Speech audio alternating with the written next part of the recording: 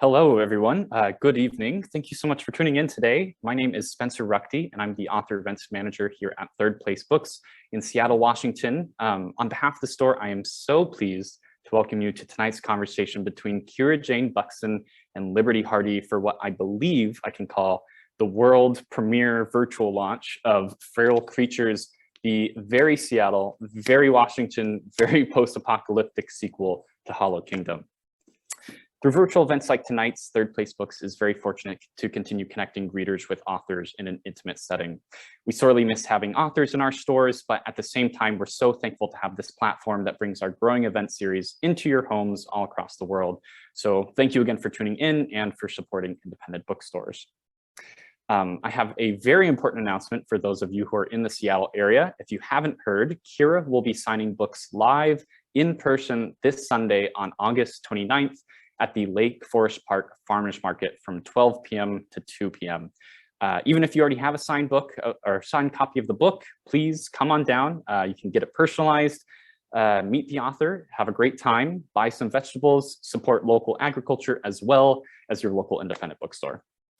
If you visit our website, you'll also see we have upcoming events with Ruth Azeki on September 22nd, Craig Johnson, who the author of the Longmire series, on September 29th, Jonathan Franzen in October, and so much more. The website where you can find our full events calendar is thirdplacebooks.com, where I also encourage you to sign up for our email newsletter. Also, a special shout out to those of you who, in lieu of an entrance fee for tonight's event, chose to donate to our Books to Students Fund. We have Joe, Teresa, Wendy, Stacy, Stephen, Pamela, Claudia, Kristen, and Michael. Thank you for supporting Washington State Schools by helping us get books into the hands of students in the Seattle community.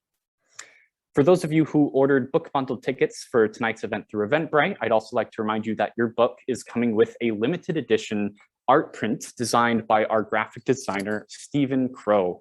As you can maybe see here, Feral Creatures is a really special book to us at Third Place Books, as it features a post-apocalyptic rendition of our store here at Lake Forest Park.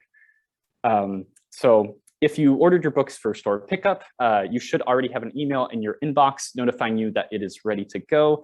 And if you ordered for ship out, we'll be taking care of those tomorrow for you. During tonight's event, I'd also like to remind you that the chat window at the bottom of your screen is open. It looks like a lot of you have found that chat window. I've been using it. I see someone asking a question, is there going to be a video or recording of tonight's event? The answer to that is yes, and we will be sending out to everyone who registered tonight.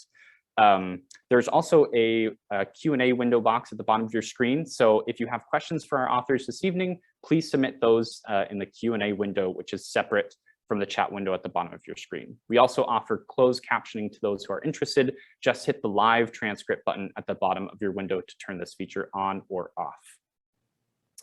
Finally, as you may have experienced in virtual gatherings, technical issues may arise. If they do, we'll do our best to resolve them quickly. So thank you for your patience and understanding. Overall, thank you to all of you for sticking with us during this virtual era. It's strictly because of you that this author series is even possible. And now let's introduce tonight's speakers. Kira Jane Buxton. Kira Jane Buxton's debut novel, Hollow Kingdom, was a finalist for the Thurber Prize for American Humor, the Audie Awards, and the Washington State Book Awards, and was named a Best Book of the Year by NPR, Book Riot, and Good Housekeeping. Hollow Kingdom was also delicately consumed by many of our booksellers here, including Caitlin, who called it, quote, a glorious Seattle receptacle where Zombieland, Happy Feet, and the truth about animals are tossed together with the anthropomorphized voices of the urban animal kingdom. In conversation with Kira tonight is Liberty Hardy, known on Twitter as Miss Liberty, or Franzen Comes Alive on Instagram, a senior contributing editor for Book Riot and the host of the popular All the Books podcast. She reads 500 to 600 books a year, I believe it, and has 3 cats who hate to read. I also believe that. The topic of tonight's discourse is Feral Creatures, the standalone sequel to Hollow Kingdom, reprising everyone's favorite Cheeto, addicted crow, shit turd, and a number of familiar locales here in Washington State.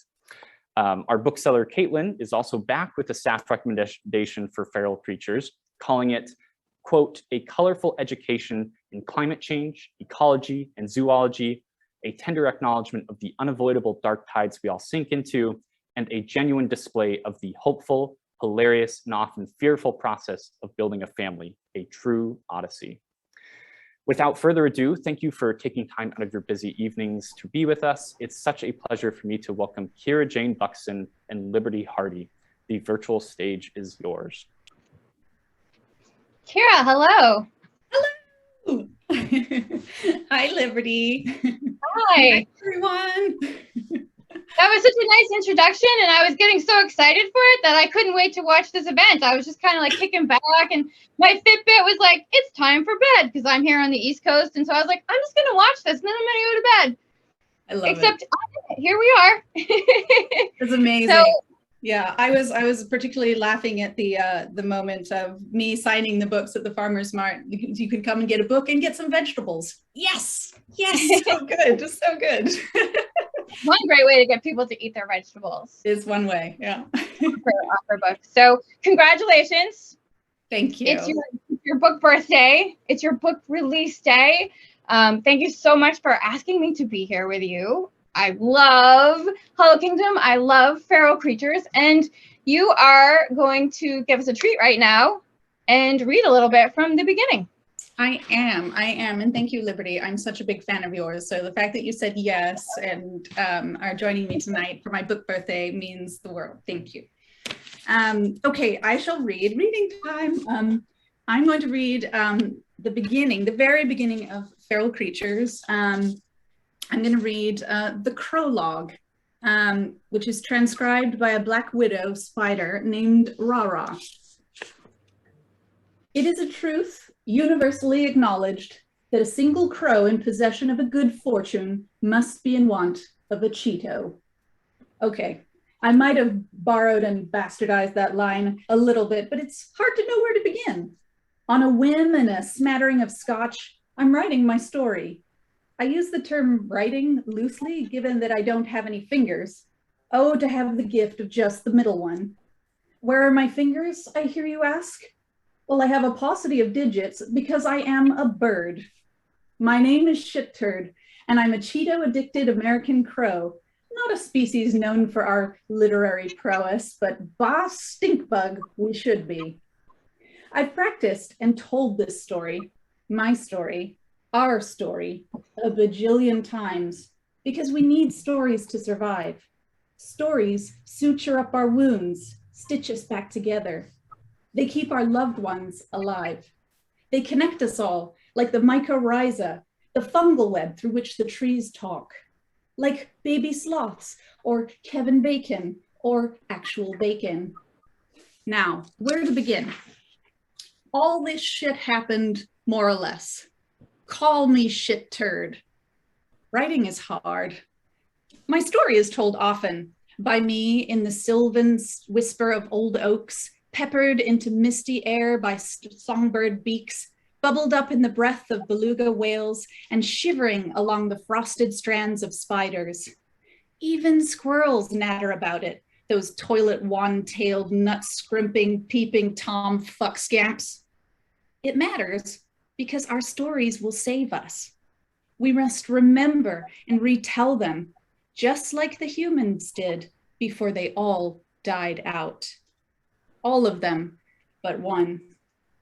In case you're wondering what a human is, they were essentially bald apes that covered their genitals with cloth and experienced incessant outrage. Holy Funyuns, everything set them off.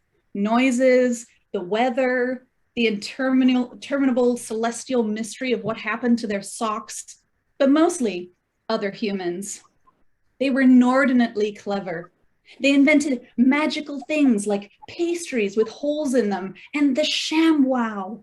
And they got excited over whimsical happenings like a winged fairy who broke into their homes in the middle of the night to collect their offspring's teeth in exchange for cash slipped under a pillow at varying rates of inflation. They had very, very big hearts, and I loved them all. Though I'll admit, they had no control over their vegetables. I can't tell you the number of times their lettuce was contaminated with Ebola. I stare out the window and I try to channel the deep literary acumen of a dead writer. There are a lot of those now. Come to think of it, I'm the only actually alive one, which automatically makes me the world's greatest living scribe, and I am suddenly suffused with confidence. Let me catch you up on my adventures with a little fairy tale flair. Once upon an apocalypse, there was an obscenely handsome American crow named ST, which was, of course, short for shit turd. He was given this distinguished appellation by his owner, Big Jim, a larger-than-logging machine human man who once assaulted a sign twirler dressed as the Statue of Liberty and acquired a colostomy bag for the sole purpose of filling it with peanut M&Ms so he didn't have to pay for concession stand candy. Big Jim and ST, the ravishingly handsome crow, along with Dennis, the bison-hearted bloodhound, all lived together in a gorgeous castle in Seattle. One day, when Big Jim's beautiful ice blue eyeball fell the fuck out of his head, ST, always ready to seize a big adventure, didn't have a moment of doubt or existential terror. He knew just what to do. Being a heroic, intrepid corvid and a goddamn fucking optimist, ST fearlessly led his best friend and bloodhound buddy, Dennis, into the wilds of Seattle to find a cure. There, they discovered that all the humans, whom Big Jim and he had always called mofos, had contracted a heinous virus. Some believed the virus was transmitted through the screens of technology. The technicalities of this are convoluted, mysterious, and were explained to me by an intellectually enlightened parrot. Others believed the disease was an environmental issue and that the exploitation of nature came back to haunt them. The mofos that hadn't perished had devolved and changed into terrifying quasi-beasts, more pungent than they'd ever been throughout their colorful history, even at Coachella. It was as if Picasso had drawn a collection of animals while handcuffed on dental drugs and upside down in a paddling pool of chocolate pudding. They hunted screens, smashing all the glass of the ruinous Emerald City. The natural world began to claim and conquer what was stolen from her with skeletal claws of bramble and a mouth of moss. With no conservation, the crumbling bones of infrastructure were being devoured by ivy and wicked weeds. ST set about saving the domestic animals that had become trapped in homes after the extinction of the mofos. There were great battles between beast and grosser beast. We made friends and we lost friends. I thought I might die of heartbreak. But then, praise to the Cheeto gods, we found the last living human on Earth, and I had reason to keep hope alive. And not to brag, but I also bravely overcame a penguin prejudice. Stories change every time you tell them. They grow roots, they evolve and shed dull scales for shinier skins. They grow sinuous, sun-striving tendrils and camouflage parts of themselves. Many have firm origins in shit, bull or otherwise. This one starts with shit turd, the little black bird in a small cabin. This is my story about the last mofo on Earth. Are you up for a big adventure? Damn right you are. Carpe Cheeto. So that was like the most amazing reading I think I've sat through. I could listen to you do that all night. I'm now convinced I need to ask you to read the poem later. Not right now, but the mustache poem, I would love to hear you read it. But let me ask you the first question that I feel like I've been having to ask a lot of authors lately.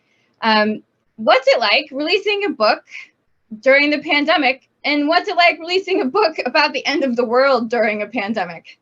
Whoops. Yes. It's a little prescient. I thankfully not totally on the nose. I feel extraordinarily lucky because my first book came out in 2019 And I was so lucky to get to do the tour, and I got to, actually physically go to bookstores and meet with booksellers and talk to readers and, hear about people's animals, which is one of my favorite parts of my job, is that people share animal stories with me that I would never hear.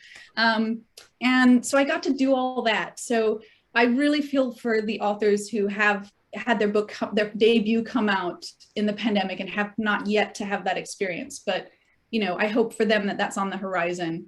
But today it's been extraordinary. I mean, I've just been showered with love. My phone pretty much exploded with, messages about people's excitement about this silly, crazy little crow, which is, yes, my cup runneth over.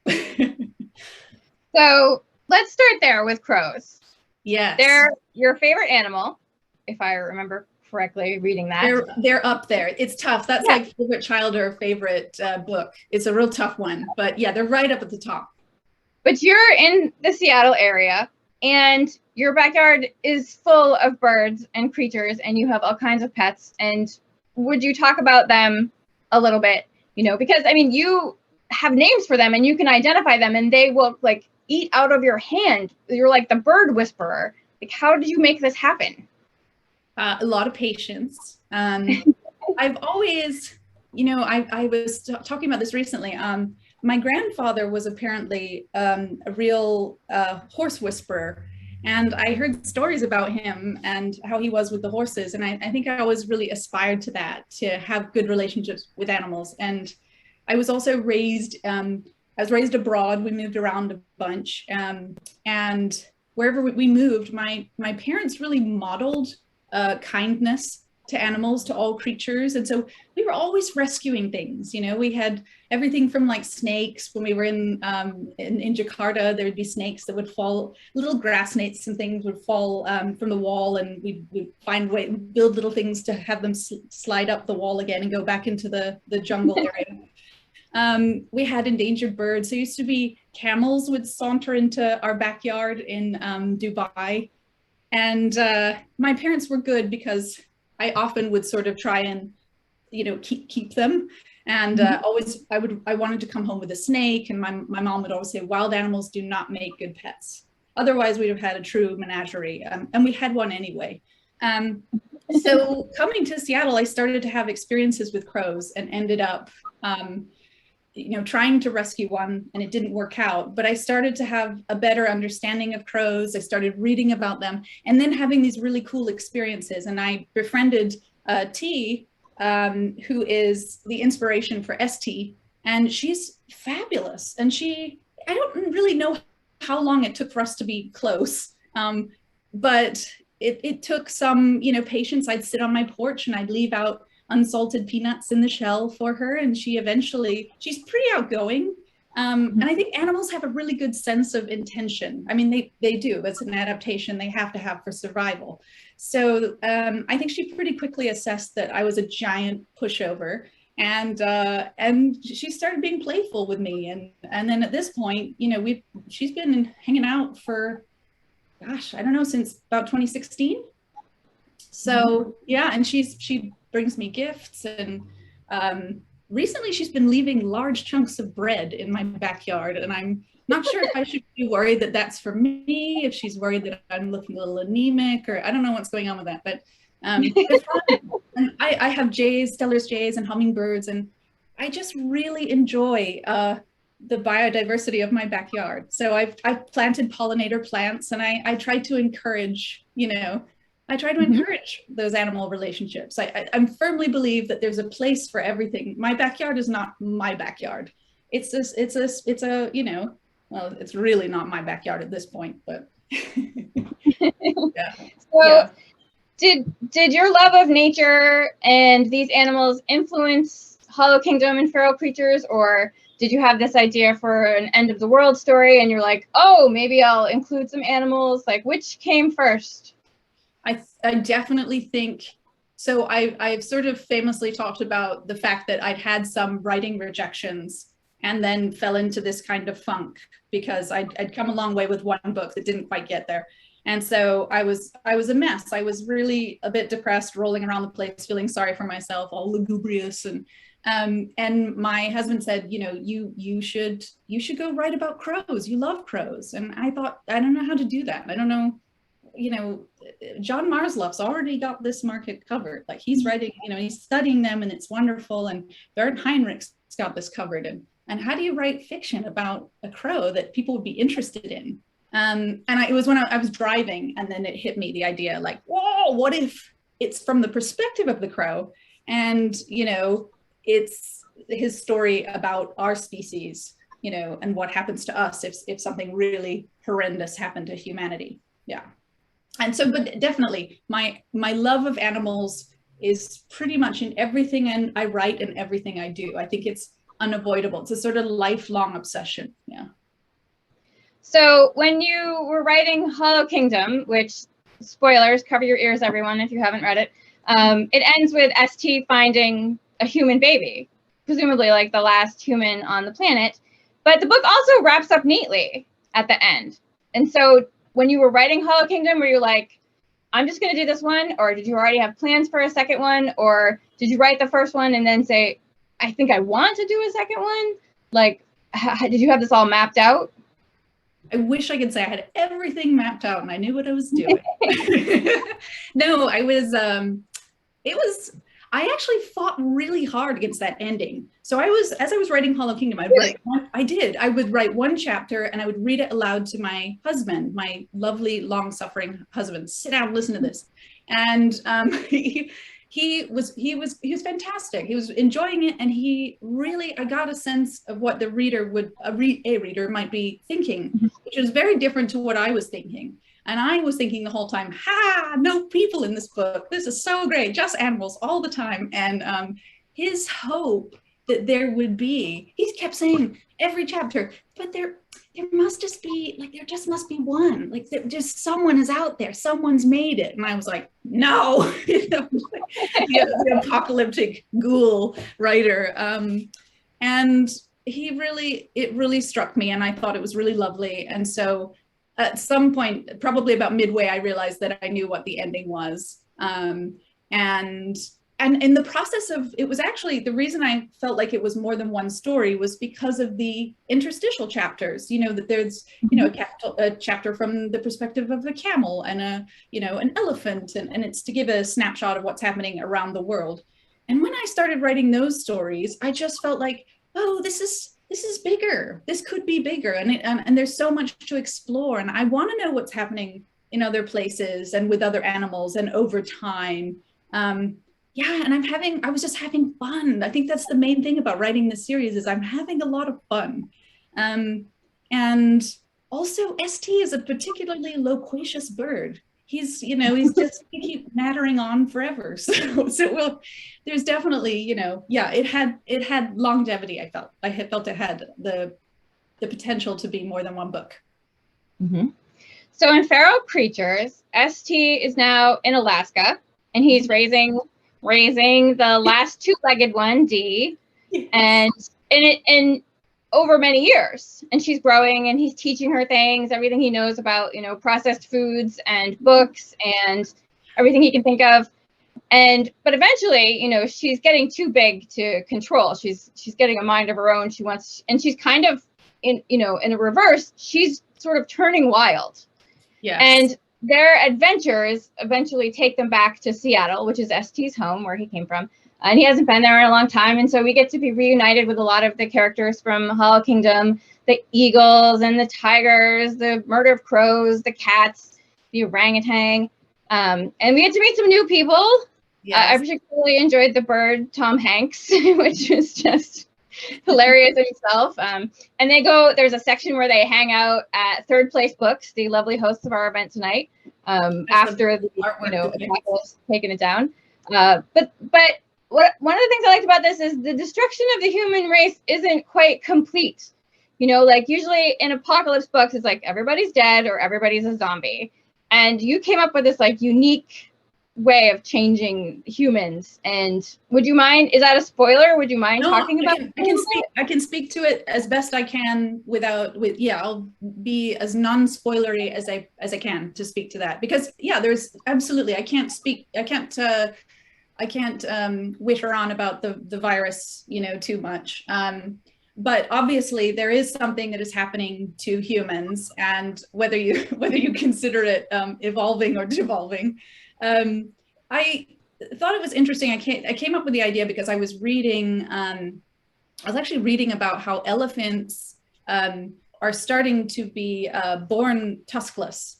And I thought that was so interesting. And I started reading, I was reading also a book called The Tiger. And in that, John Balance talking about this idea of anthropogenic selection, which is this idea that many species are kind of rapidly evolving as a direct response to human impact on the environment, on their environment. So, for example, moose, who have the biggest antlers, are disappearing because they're being, shot for those antlers. And so now these moose only have small antlers, and elephants without their tusks, or tigers are much smaller than they used to be because the larger ones have been taken out of the gene pool. So I thought about that, and I got really inspired thinking about how it's actually called trophy engineering. And I thought, how interesting if humanity was going through a kind of reverse version of this, and kind of stealing adaptations in a last-ditch effort to survive. I just found that really it captured my imagination. And of course, in the book, humanity is sort of allegory. It's allegorical for humanity is really nature's literal horror, and so that's sort of where I was going with the sort of the transformation. Yeah. Mm-hmm. Now, do you feel that these books are an extension of your own feelings about humans and nature? And is D the character that you think most represents hope, or do you think it's ST? Oh, these are such good questions. Yes. Does it represent? Yes, absolutely. It's cli-fi, it's climate fiction. Unapologetically, it's an environmental parable. And I just wanted to take really great care in telling the stories of these animals, because so many of them are fighting to survive. And I think this is my favorite thing, is the power of storytelling. It makes me very excited. I'm so excited I can barely get the words out as I say this. It matters. The stories we ascribe to these animals, they matter, because if somebody can be moved to care about them, they can be moved to make change. And if we can collectively sort of move our moral, our ethic code and branch out and care more about the entire, all the biodiversity on our planet as a collective conscious, that's change. That's how we save them. That's how we save ourselves. We're also, from an ecological standpoint, we're so interconnected. It's a delicate web.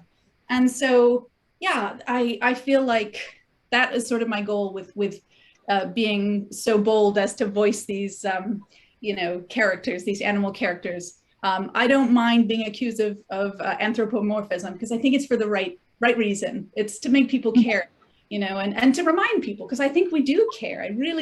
That's been an extraordinary experience I get to have, is that I hear from readers who care so much, about our world and our environment and saving our planet. So yeah, and in terms of the most hopeful character, well, ST represents hope. ST is the character who is, he's waggish and he's saucy and he's got the most ridiculous bird's eye view of our species. He gets so many things wrong, Ebola and our lettuce and all these things, and he's trying to raise this child, but he really is the embodiment of hope. And in the novel, he actually, he is aspiring to be a more literary crow, and he discovers the poetry of Emily Dickinson. And of course, takes to heart very literally the line, hope is the thing with feathers. So yes, it's definitely ST is our hope. And in some ways, he is really the last bastion of humanity, because he is the sort of, he's got all the collective, as wrong as some of it is, he loves our species and he has all that information, about us. One of the things I love about him is that like his faith in humans and his interest in saving them like never wavers, even when all the other species are like, humans, down with humans, and he wants to save them. Did the experience of writing this second book differ from the first one? I noticed there's a lot more footnotes, which I think is a brilliant way to tell more jokes. Yes. And you've outed me. You've outed me. That's exactly. Did you find it easier, harder, writing the second one? Yeah. Was there more pressure? Was it like, I have to get this out now, it's due? That's so interesting. Yes. So what happened was, because I think the idea for Hollow Kingdom, I was so excited, and I was getting to write about animals, and I was getting to tell my jokes. I wrote Hollow Kingdom in like record time. Certainly for me, it was just under 4 months for the first draft of Hollow Kingdom, which is, I think in general, that's very fast to write a novel. And so maybe I was under a bit of like illusion that the next one would also take 4 months. I can't remember exactly how long it took, but I do remember my lovely friend, when we knew it was going to be published, my lovely friend Susan Urban pulled me aside and said, so you're going to write that sequel right away, right? Like that's going to happen quickly. And I was like, well, yeah. And she said, no, I think that needs to happen, because she said, once this comes out, there will be, people will have opinions and they will share those opinions with you. And maybe this, because of how the process of Hollow Kingdom worked so well for you, which was to really believe that no one was ever going to read it. I did. I wrote Feral Creatures very, very quickly after I'd I think handed in the edits for Hollow Kingdom. So yeah, and there's always that pressure of a sequel and a sophomore novel. Those are scary things, and but I love the character of ST. His mind is, it's so much fun to imagine what a crow who learned everything from a human would take away from things, and his heart, and his all the H's, heart and hope and humor and horror and herpes. No, I don't know why I said that. There's actually, there might be herpes in an insult, but yeah. So that's a perfect segue to my next question, which I will start with a statement. You are so effing funny. These books are so funny from beginning to end. I mean, I don't think I've laughed from beginning to end at a book more than, well, both of these now. I mean, they're just so funny. And I have kind of like a 2 or maybe like a 17-part question. So do you like workshop your jokes? Like, do you try them out on your husband? Because like, do you like keep lists? Because you have some great stuff like Bird Your Loins, the Great Apes of Wrath. Like, I see you like writing these down and then like wanting to like fit them into the story, where they're like things like that you didn't get into the first book that you're like, I'm definitely getting these into the second one. They're just so funny, and I was just curious about how, because it's really hard to write humor. I think people are always asking for funny books, and it's like there are a lot of amazing books, but very few that are actually really funny, and you're just so good at it. Oh, well, thank you. That's like, you guys, did you all hear that? That's from Liberty Hardy. I'm going to get that transcribed and tattooed on me somewhere. I am so grateful for that comment. Humor, it's been a life raft for me. I think most of my life, I think all my bones are funny bones. That's what makes me tick. And it's a coping mechanism, but it's also, it just lifts the soul. I think Annie Lamott say that laughter is carbonated holiness? Oh, lovely. Do I workshop my jokes? I force my husband to read them, and many of them don't make it past him, and many of them I still push on through to the next drafts, and I'm like, it's funny, it's really funny. And I'm also really lucky. I have an amazing editor who she will push me and say, that was one of the notes for Feral Creatures, is like, make it funnier. And she'd say, like, make it funnier. She's an absolute delight. And she was like, I think, you know, let's do more humor. And I was like, oh, my favorite note I've ever had. I will say that I think of this. So my husband is the most supportive human on the planet. He's so lovely, supports me in everything. A very, very long time ago when we were dating, I posted something on Facebook, and a coworker of his said, oh, your girlfriend's really funny. And he told this to me, but he said that he'd said back to the guy, really? My girlfriend? And I lost it. I was like, I'm funny, you know, like, and I just became this like absolute monster. And I wonder if that's why I've worked so hard at humor, or I've really like, there's hell hath no fury, right? But you know, this is a silly anecdote to tell you, because really it was like not a thing.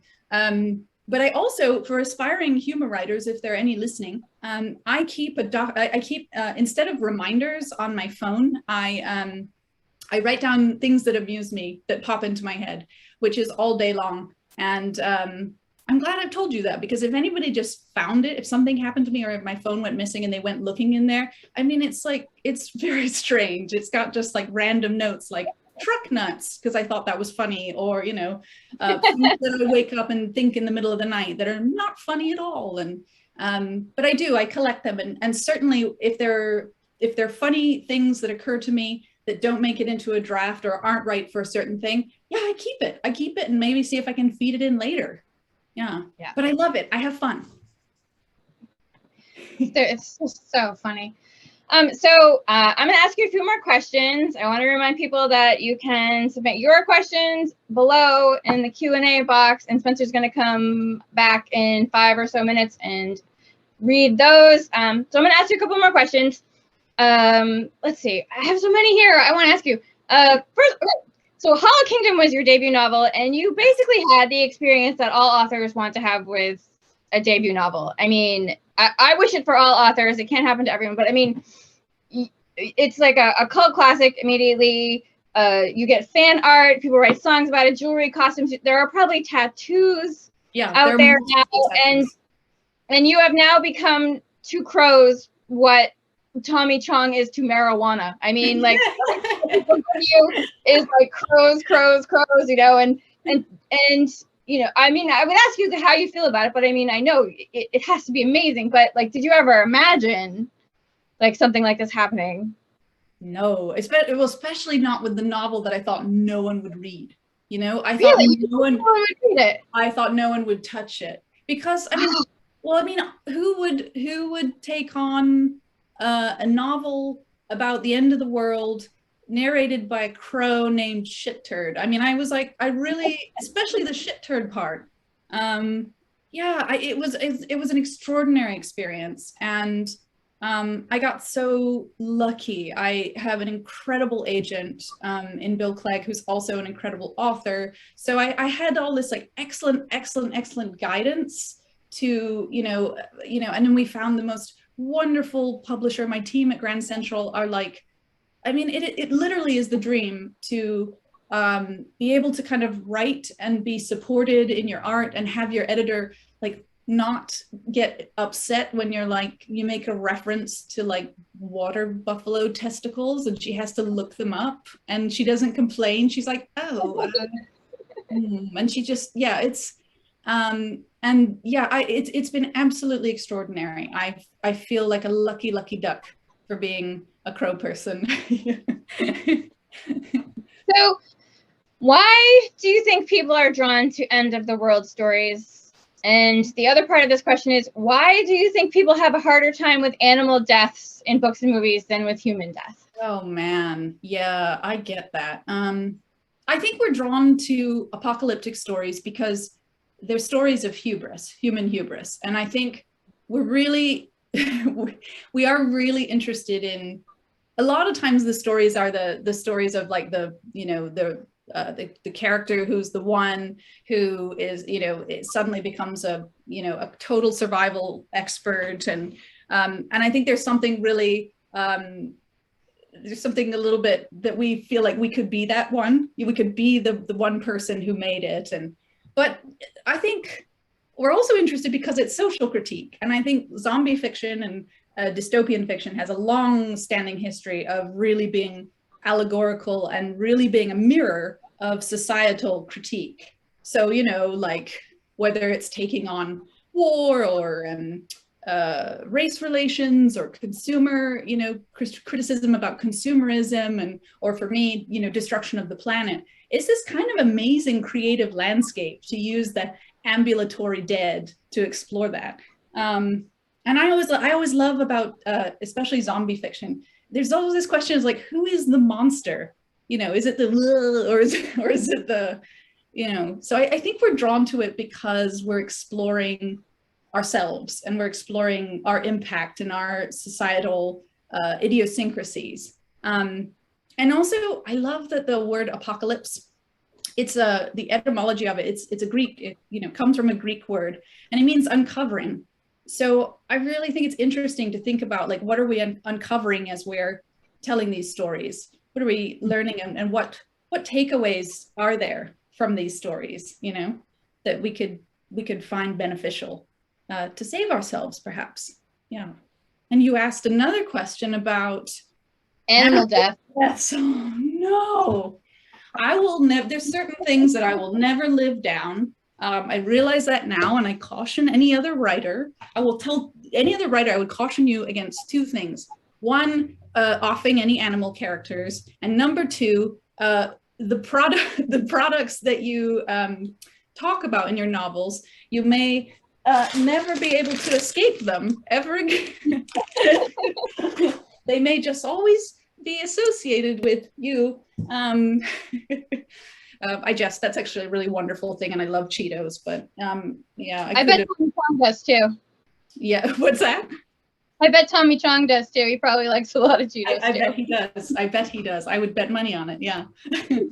But animal deaths, yeah, it's because of their innocence, because, yeah, it's so difficult. I remember one of the first movies that destroyed me, and I know definitely had an impact, you know, and I suspect changed the wiring of my brain, was Gorillas in the Mist.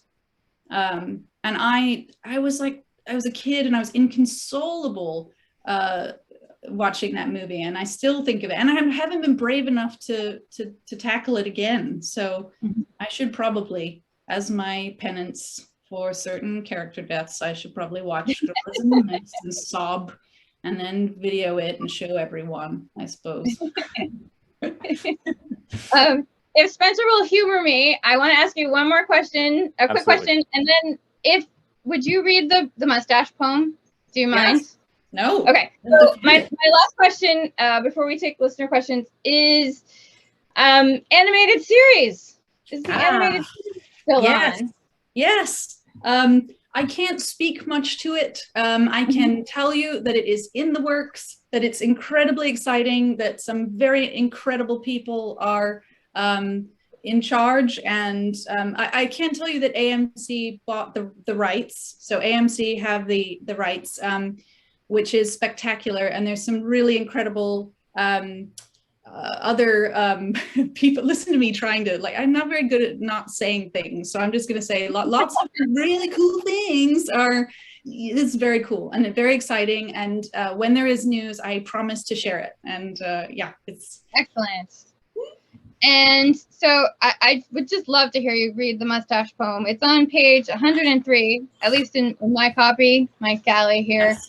And I thank you in advance, and I'm going to turn off my screen now. So okay. Okay, so this is from chapter 10, and this is Augustus, who is a spotted ratfish in the Bering Sea. And this is actually what he's hearing. He's regrettably, because I should say this, I should preface with telling you that ST has become a little bit of a literary crow. He's really into poetry, and he's really, really bad at it. So this is Augustus the ratfish regrettably overhearing an appalling poem recited by a crow having some sort of existential crisis and a bad hair day. And this is ST's poem called Ode to a Mustache. I'm enamored with a mustache, with bristles like a broom, 1,000 hairs all side by side, a facial flower in bloom. If I had a bushy mustache, I'd comb it with gusto, and I'd wiggle it when thinking hard. I'd be Tom Selleck Crow. A mustache is a masterpiece, like the McDonald's sign or Venus. All natural and organic. It's less trouble than a penis. If I were a mustache, I like underpants.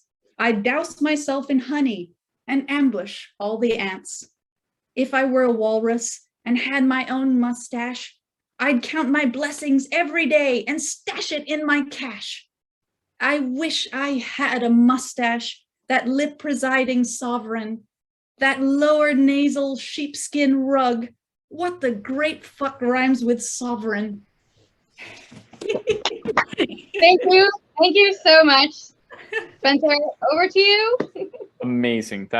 This is everything I hoped it would be. So I'm very glad that Liberty, you had her read the poem. If you didn't ask, I would have asked. So we're all happy here.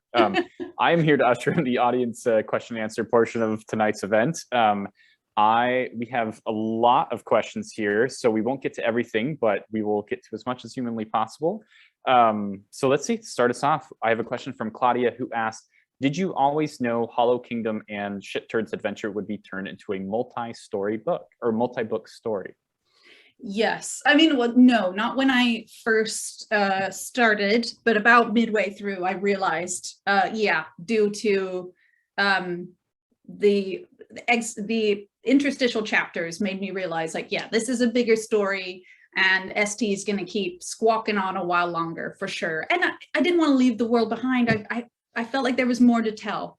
Yeah. Excellent. I'll hang out on the screen too. So it looks like you're talking to someone. Like, where do you go? Let's see. Nikki asks, are there any animal or nature books that you loved reading for research? And what is your favorite animal fact that you learned? Oh, favorite animal facts. Oh, we could be here a while, guys. Did you know that a shrimp's heart is located in its head? What? Okay, wait, did you know this? Did you know that koalas have very almost like indistinguishable fingerprints from humans? So there's actually been confusion at crime scenes. Like, imagine they're like, uh-oh. How many koalas have been involved in crime? I know. I'm sure more than we think. That's a good hiding. Been arrested? Yeah. That's what I want to know. What else? Okay, I've got another one, and then I will tell you some books, but this is so wonderful. Did you know that dung beetles navigate using the stars? They use the Milky Way. They use the sun and the moon and the stars. God, I sound like Khaleesi. My sun and stars. But they do. They use the sun and the moon and the stars, and they use that to navigate. And apparently, as they sort of look up and take this picture of where they are dancing on a ball of dung. Amazing. Guys, what a whimsical world we live in. It's so cool. I can't get enough. So many reasons to live. That's amazing. I can't get enough. Yeah. And then, oh gosh, books. So I read about the natural world voraciously.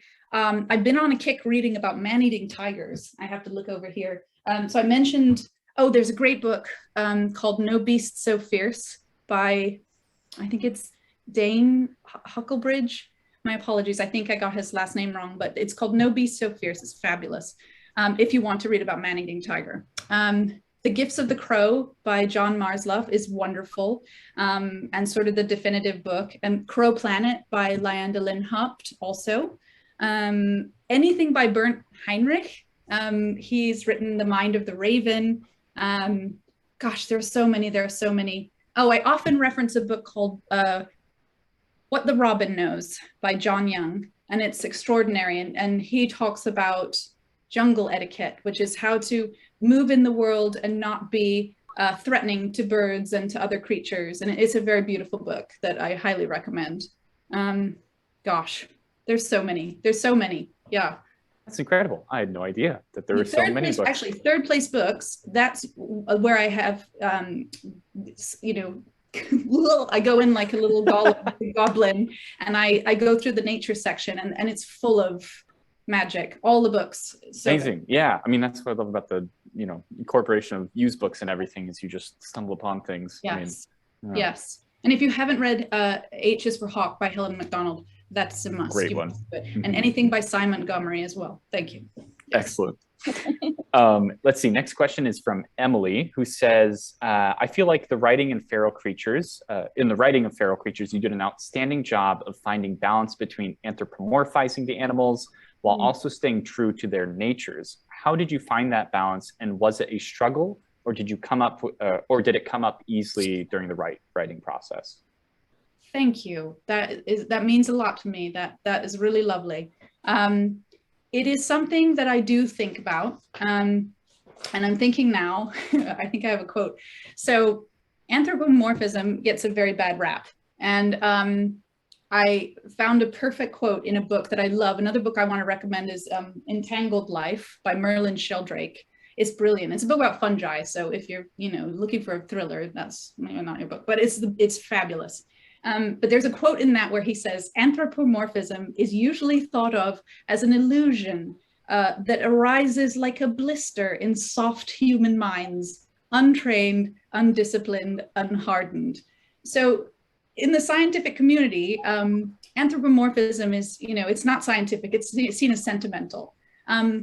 So when I approach voicing an animal, I really focus on coming from a place of absolute reverence for that animal. I do a lot of research, loads of research, and then I let go, and I listen for the voice, and I experiment, and it has to feel right to what I know about the species from research, but also from my personal life. It has to, because I think we can afford, like, it could afford an animal protection, that human reverence for an animal, like I was saying a little bit earlier, can afford them protection, because we care about them, and we also see everything through our own lens as it is, don't we? We see everything through an anthropocentric view. So I think it's a little bit unavoidable in some ways to be,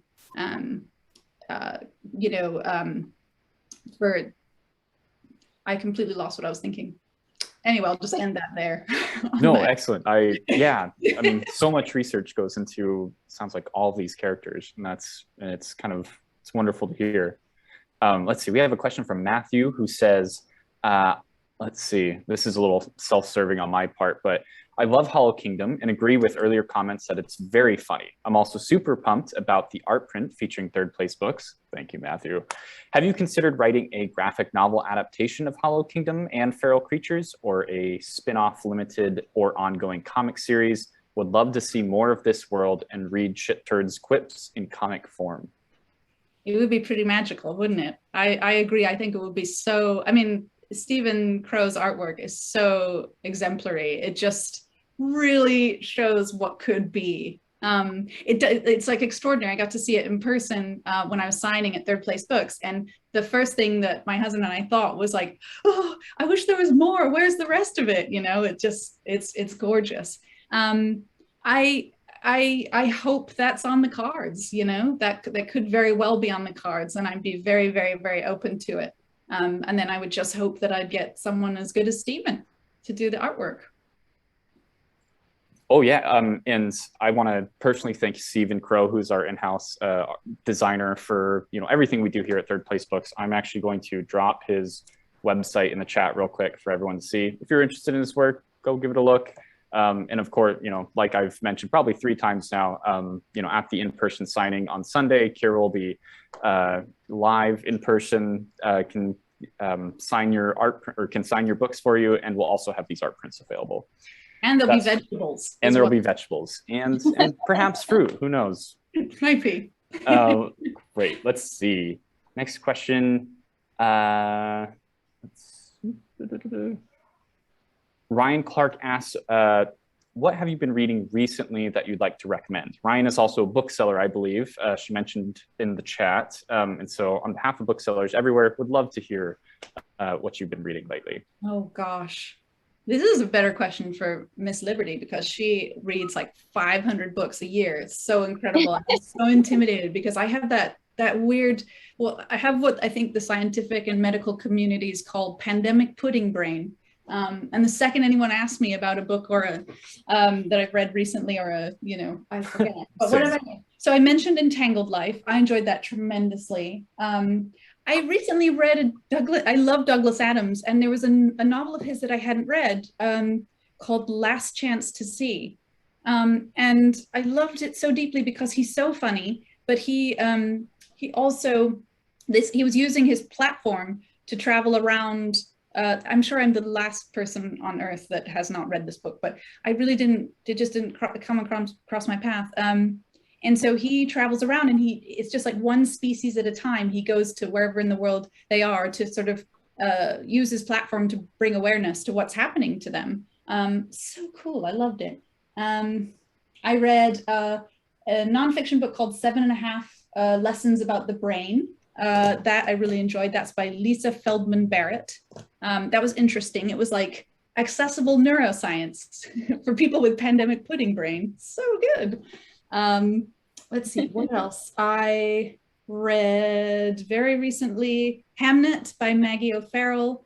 Fabulous. I read, see, I'm really just like terrible. I read The Tiger by John Vaillant, and Lessons from Lucy by Dave Barry. I love that, along the animal train, and I love Dave Barry. He's very, very funny. Yeah, this is all I can think of right now. I'm really sorry. I have to get better at this question. I will say a book I'm really excited about is that Mona Awad, who wrote Bunny, has a book out called All's Well. And we love that book here. I haven't had a chance to read it, but I'm very excited. So yes. And Liberty, you are more than welcome to talk about one of the 100 books that you're currently reading right now. Well, I just read the new Hanya Yanagihara, and it was amazing. It's called To Paradise. But really, please, let's ask Kira some more questions. Yeah, of course. We are quickly approaching the end of the hour here, but I think one probably important question is someone in the audience would like to know more about the shirt you're wearing, Kira. We were all just laughing about this before I came on. So I have to be very honest about it. I do not like wearing dresses, and this is a dress. So that's the first unusual thing about this. But it was an early drunken pandemic purchase, which I'm not that proud of, but it's true. It was. I saw that there were lots of animals, and I got very excited. And I think I can try and show you that it showed up, and it was actually one of my better drunken pandemic purchases because it has a rhino and some meerkats are riding the rhino. And then also, I don't know if you can see this, but there is a honey badger emerging menacingly from my armpit, which is really wonderful. And there's a lion standing questionably close to some cranes. There's a lot going on this dress. So and this was also a strange purchase. It is a snake bracelet. So yeah, it's quite lifelike. So yeah, the animal thing it's pretty out of control, guys. Incredible. I think that's a good place to wrap up here. As at the end of our evening, my enormous gratitude to both of you, Kira and Liberty, for this brilliant conversation and for trusting us with the launch event for this hilarious book. And thank you to all of you out there who've really made this night a success. Thanks to all of you who've already pre-ordered Feral Creatures. And if you haven't, you can get your copy and get it signed and get one of these art prints here over at the Lake Forest Park Farmers Market this Sunday from 12 o'clock to 2. Other than that, Kira, Liberty, do you have any final words before we close the night? Yes, a big, big, big thank you from me to Third Place Books, my third place, my home away from home. I'm so grateful for all the love and support, and thank you, Liberty, Miss Liberty, you are a goddess. I am not worthy. Boop, boop. And everybody who showed up and came to celebrate with me in our homes in this time, I'm super, super, super grateful. And yeah, hooray, ST's new adventure. Thank you, Kira, for trusting me with your lunch, and thank you, Third Place Books, and Spencer for asking me to join you. And Ryan, if you're still out there, I look forward to your Hollow Kingdom wedding when you renew your vows. Please invite me to that. Can I officiate? Amazing. Great. On behalf of the bookstore, have a wonderful night, everyone, and please be well. Bye. Bye, everyone. Bye.